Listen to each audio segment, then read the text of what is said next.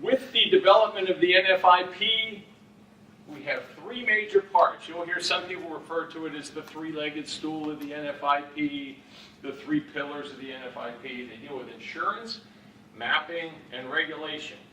And pretty much everything we're going to talk about today falls within one of those three concepts, one of those three areas.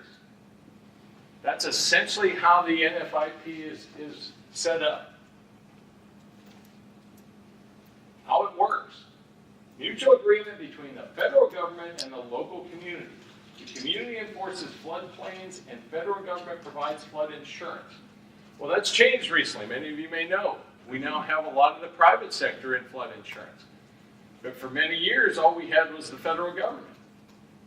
Now, the setup is still the same.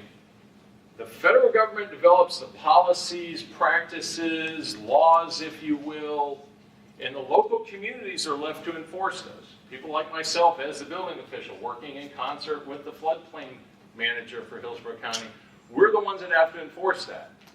We enforce that by way of when we issue building permits. We enforce that by the way when there's violations. When FEMA comes down to do what they call a CAV, a community assistance visit, wants to review all our documents. Because all this results in what the amount and the discount rate that folks pay for flood insurance in our community through the CRS system. There's another acronym for it, Community Rating System, and we'll talk about that in the next couple hours. The general idea being that the federal government can't cover the whole country, obviously, for monitoring enforcement, so they rely on the local government, the local officials, to handle that part. NFIP requirements are two major aspects. They are minimum requirements, and they are cumulative.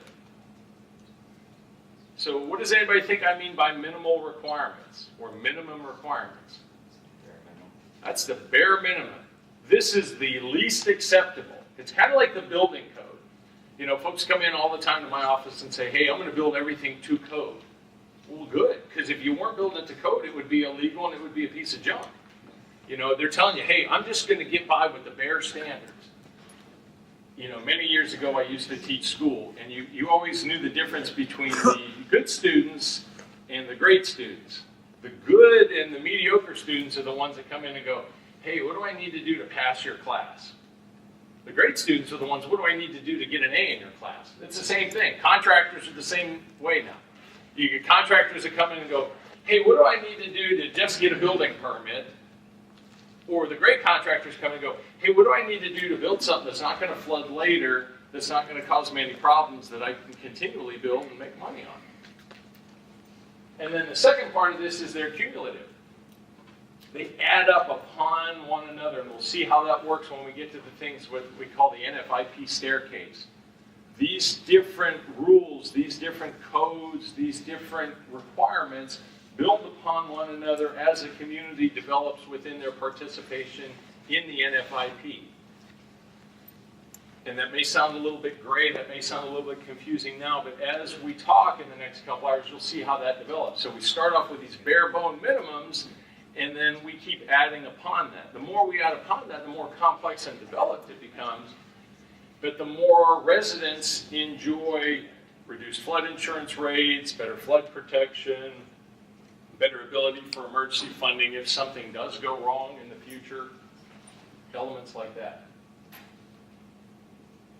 So some legislative cornerstones. A lot of this was built on legislative action. 1899, all the way back to 1899, the Navigable Stream, the River and Harbors Act.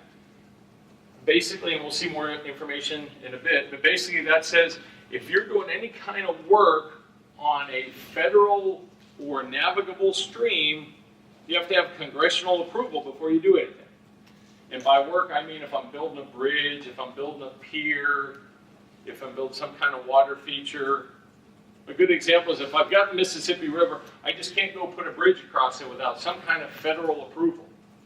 I mean, that sounds pretty commonsensical. That sounds pretty straightforward. But then again, that's why we've had that law since 1899. A couple of the others, the Flood Disaster Protection Act. 1979, FEMA was created. Anybody remember who was president that signed the bill for FEMA to be created?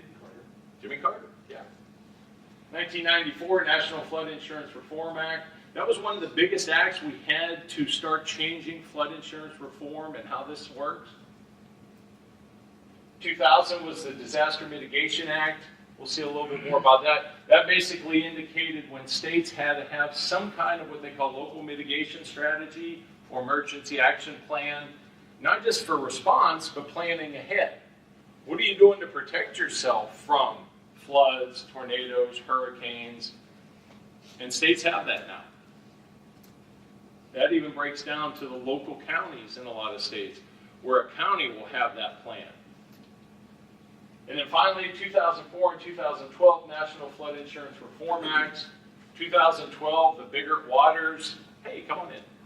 2012 was the Biggert Waters. We all have heard about that. And then subsequent reforms, Grim Waters, and all the, what would you call, headaches, debate, however you want to identify it, that go along with those two methods of reform.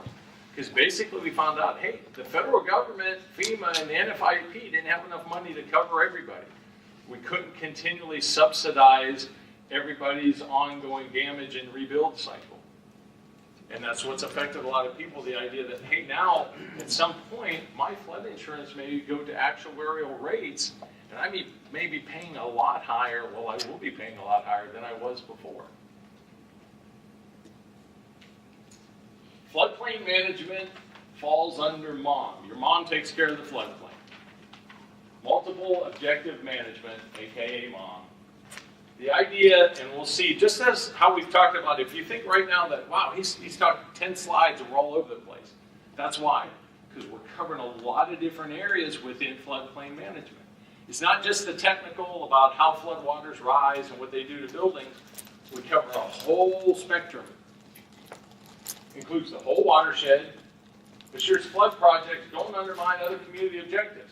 That's just what we talked about 50, 60, 70 years ago when we had the, hey, let's create some structures. And yeah, they might affect somebody else negatively over here, but right now we're just worried about protecting right here. So that's what the idea of multiple objective management is, that we don't have that anymore. The last thing I want to do is do something good for this section, and these people are negatively affected. I mean, think about it. How good is that project then if other people are suffering from it? It protects the natural environment. We'll see the overarching aspects here. Everything from wetlands to endangered species, you name it, it's all encompassed. And it provides a way to evaluate losses versus benefits and value. If we're spending money, whether it's governmental money, personal money, if we're spending somebody's money, utilizing floodplain management and the aspects within it, we can determine, hey, is that a viable solution? Is that worth spending money on? When we talk about elevating folks' homes, is it worth spending $60,000, $70,000 to elevate a $40,000 structure? Probably not. They might qualify for some kind of reconstruction grant. Those are the kind of pictures we need to look at. One of which is wetland protection. The last thing we want to do is harm what we already have in the interest of floodplain management.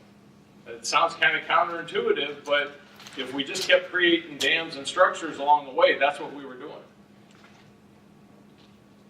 Wetland protection. Okay, so there's our first acronym of the day. Anybody know what that stands for? United States Army Corps of Engineers.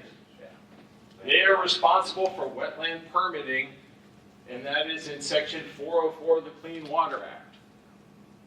Those are the kind of miscellaneous details. How many of you have ever heard of Section 404 of the Clean Water Act? If you don't do this on a daily basis, you probably never have. But those are the kind of little details that are important to know. Basically, it says that it regulates the discharge of dredged or fill material into navigable waters and adjacent wetland areas.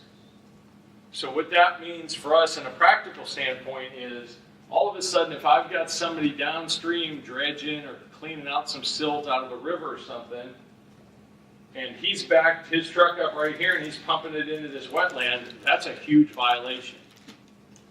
This is how it ties to where we as the local folks enforce that, because when Mr. and Mrs. Smith and Mr. and Mrs. Jones that live here see a truck dumping dredge and fill material into that wetland, who do they call? Hey, I got a problem here. This guy's dumping stuff into the wetland behind our house. Then we go out with a host of other different departments, whether they're local, state, or federal, and that's how we enforce that. That ties back to how we talked about that mutual agreement thing. Then we go enforce that and enforce it as part of the Section 404 Clean Water Act. The Endangered Species Act, the ESA. Federal enforcement is shared by the U.S. Fish and Wildlife Service and NOAA's National Marine Fisheries Service. That's probably an acronym you've never seen before, and trust me, you'll probably never use it again in your life. Well, maybe past tomorrow. NMFS. NFIP communities must require ESE permits or approvals, if appropriate, to be in compliance with the National Flood Insurance Program regulations. So we'll see as this process moves through, if we're conducting certain programs, we have to verify that there's no endangered species that would be affected. Now, I took most of the pictures in the presentation I used. These are some sandhill cranes that we saw in the front yard. I am still waiting for somebody in one of my presentations to go, hey, the sandhill cranes aren't on the endangered species list. That's an inaccurate slide. So I'm still waiting for that. But the idea is knowing that when we talk about big picture, when we talk about, once again, MOM, multiple objective management, it's not just floodplain management, it's all these little secondary things that we have to be concerned with that include floodplain management.